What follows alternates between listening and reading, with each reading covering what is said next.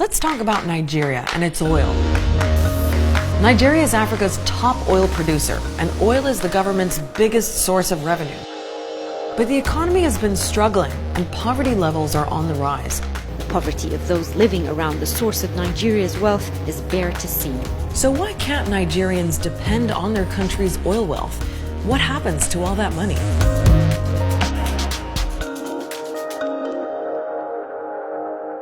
They call Nigeria the African giant for a reason. It's home to Africa's biggest population and largest economy, powered by a growing services industry and agricultural exports like cocoa and palm oil.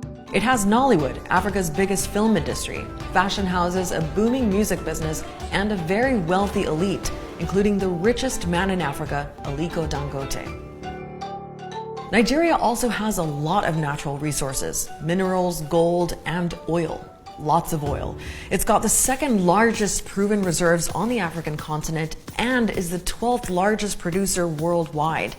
And yet, many Nigerians have it hard. World Poverty Clock says 90 million people live not just in poverty, but extreme poverty. That's 48% of the population. Compare that to 24% in Ethiopia and 16% in Kenya, and they don't even have oil. Despite Nigeria's vast oil wealth, half its population lives on less than $2 a day. Now you'd think a resource-rich country like Nigeria could rely on some of that oil wealth. The thing is, the Nigerian government does, but that's part of the problem. Nigeria's government depends on oil for as much as 75% of its revenue. So when global oil prices bottomed out in 2014, Nigeria went into recession, and it's still struggling to get out. But even when oil prices are good, Nigerian experts say not a huge slice of that revenue gets to the people. The focus should be of the monies that the Nigerian government gets, how much is reinvested into the lives of the people. They're still using some of that oil revenue to pay off debts and the rest to pay salaries to the lawmakers. So things like schools, hospital, infrastructure, much needed infrastructure does not get built. Okay, so where does that revenue go? Let's follow the money and the oil. Nigerian crude is found right here under the waterways of the Niger Delta. A few Nigerian companies operate there, but the ones doing most of the exploring and extracting are international companies. Shell is one of the big ones. It provides 40% of Nigeria's oil production. But because Nigeria doesn't have the infrastructure to refine its own crude oil, these foreign companies sell it abroad. And in the end, Nigeria has to import billions of dollars worth of refined oil back in. Multinational actually extracts the oil. So if they think that refining the oil in Switzerland or refining it in the United States will help them lower costs, definitely that's where they will do it, because the capacity to refine it isn't there in Nigeria. Now, what Nigeria does have is a central body called the Nigerian National Petroleum Corporation. The NNPC is both an oil industry regulator and a massive commercial corporation. The corporation arm signs contracts with all those international companies, and the companies pay for all the initial costs, plus things like oil licenses, royalties, and a tax on their profits to the NNPC.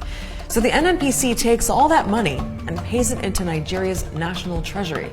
But the regulator that's supposed to police that flow of money is part of the NNPC. It means that there's a huge lack of transparency, that a lot of transactions are happening under a cloak of obscurity. You cannot be both a regulator and a player. You can't be a referee and a player as well. It just doesn't make any sense. That lack of transparency has led to corruption in the oil sector.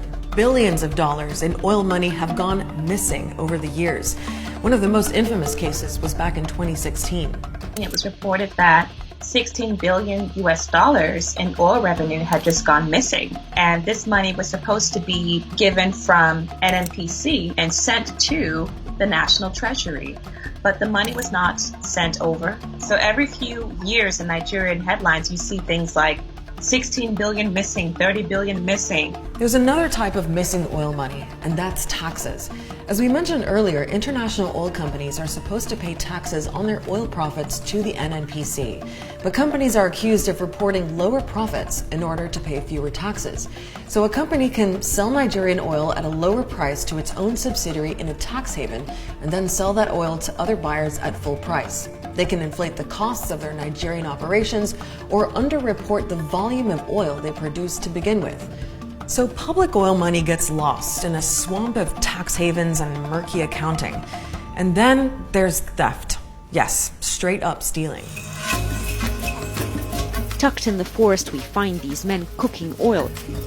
There are hundreds of illegal refineries in the Niger Delta, where criminal gangs like the Delta Avengers tap into pipelines. In early 2019, 22 million barrels of oil were stolen and sold on the black market.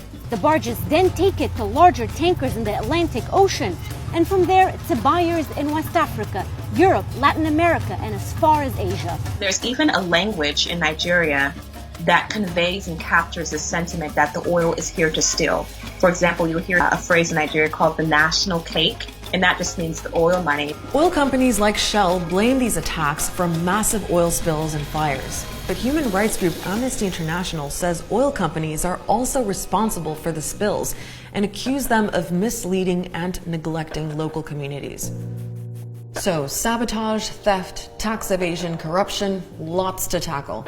But Nigeria's government has been releasing annual audit reports on its energy industry, demanding unpaid taxes and compensation from international oil companies, and after 17 years of delays, is ready to implement the Petroleum Industries Bill. The bill has its critics, but many in Nigeria hope it'll clean up the oil sector by doing things like splitting the NNPC's commercial business from its regulator. Nigeria also says it wants to diversify its economy away from oil, and there are signs it wants to develop its own industry to cut back on all the foreign involvement. Remember Aliko Dangote, Africa's richest man?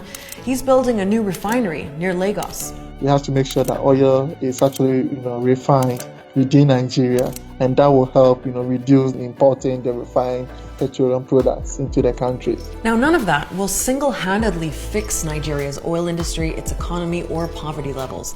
But the hope is it'll go some way to getting Nigerians a bigger slice of that national cake.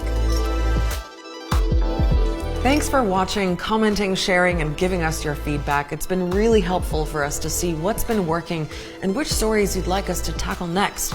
If you haven't yet, subscribe and like all those Al Jazeera pages so you're always in the loop. See you next week.